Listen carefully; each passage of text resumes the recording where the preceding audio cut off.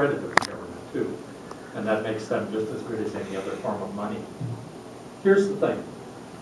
There's a difference between paper money like this, which we're all familiar with, and coins. By law, the Federal Reserve is required to buy paper money, the actual object, paper money, from the Bureau of Printing and Engraving, which is a subdivision of the U.S. Treasury Department. It costs about 7 cents to manufacture each note. It doesn't matter what the face value is, about 7 cents to make each note. The law says that the Treasury pays the cost of producing the notes. In other words, they buy them at cost. And that sounds like a pretty good deal because in a sense, the government is manufacturing value artificially because this is worth 7 cents, but it's worth 100 pennies when you take it to a store. In contrast, coins are a very different thing. I'm going to pass around some coins. What you have here, oops, sorry, yeah.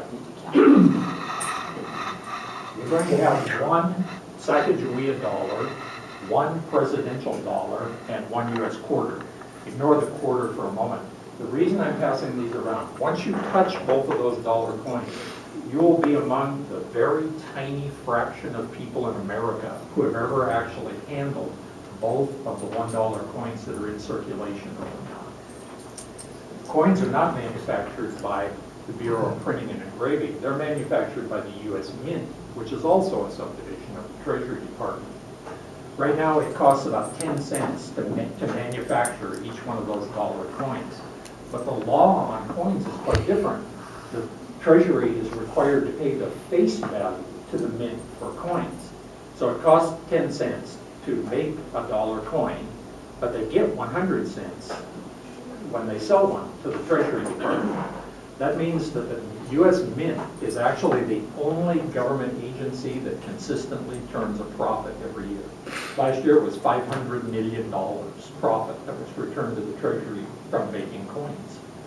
Now, it sounds like the bills are a better deal than the coins because it only costs 7 cents to make one of these. It costs 10 cents to make a dollar coin. But that leaves aside something important. This dollar bill will only last about 18 months in circulation before it wears out and gets recycled.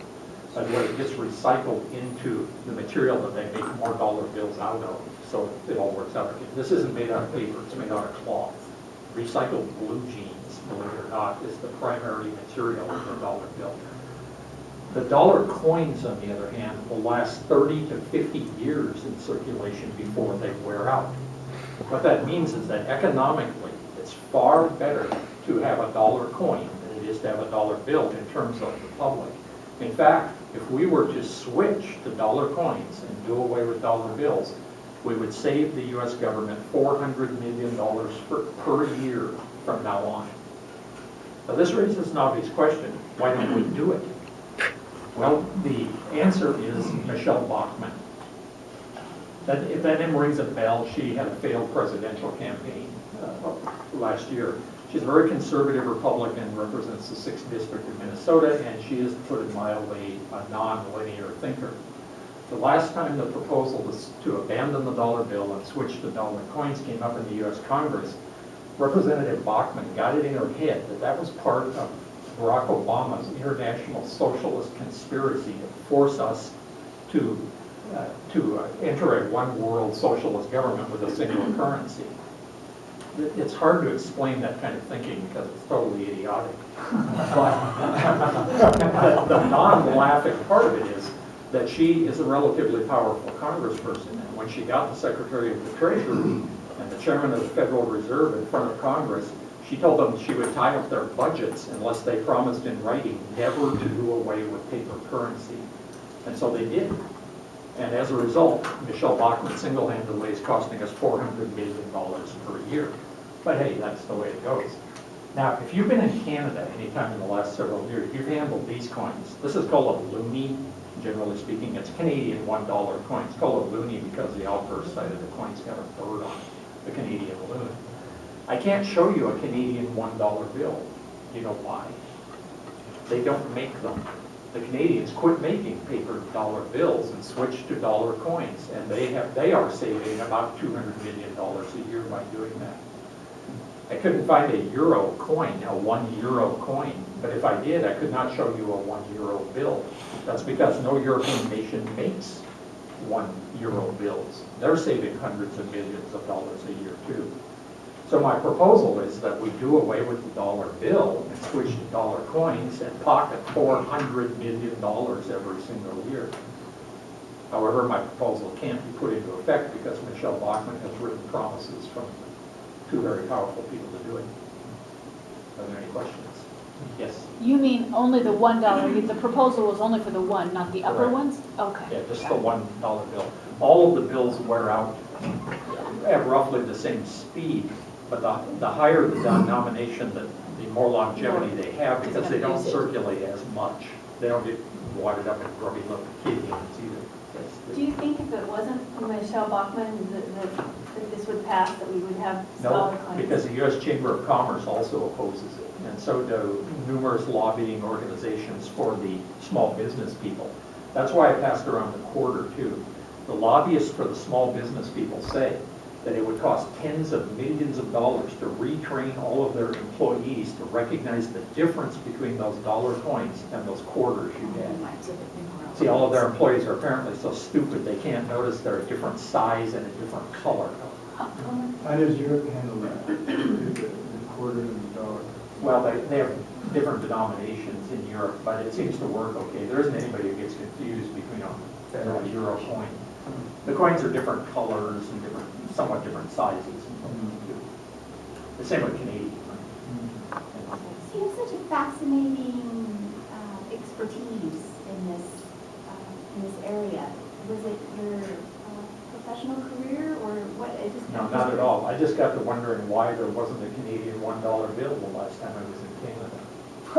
That's because they're saving $200 million a year by not making them. Did you probably looked up all of those facts, but I was wondering if you did the math instead. Or did you find sources? No, I trusted the sources. I don't doubt experts or Okay. spreadsheets or anything. I figured they did the work. I'll trust them. Yes, Lee. You know, you mentioned the problems with having money, but what about the American mentality? I mean, are we ready for it?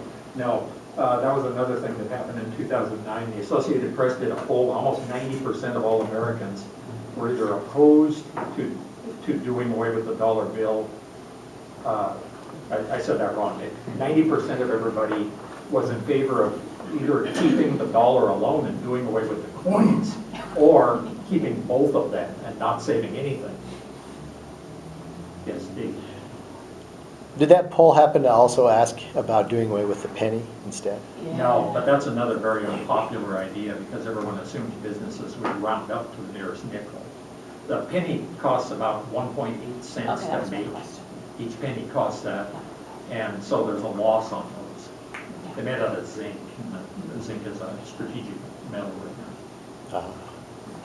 I think it won't up you, but she's got wood over there for $5. Seriously, I'll wrap this up by saying money can actually be anything, whatever. In fact, at one point in U.S. history, there were wooden coins. You know that old expression, don't take a wooden nickel? That actually dates back to a time when there were coins made out of wood because metal was so scarce. You know, that pre-revolutionary war.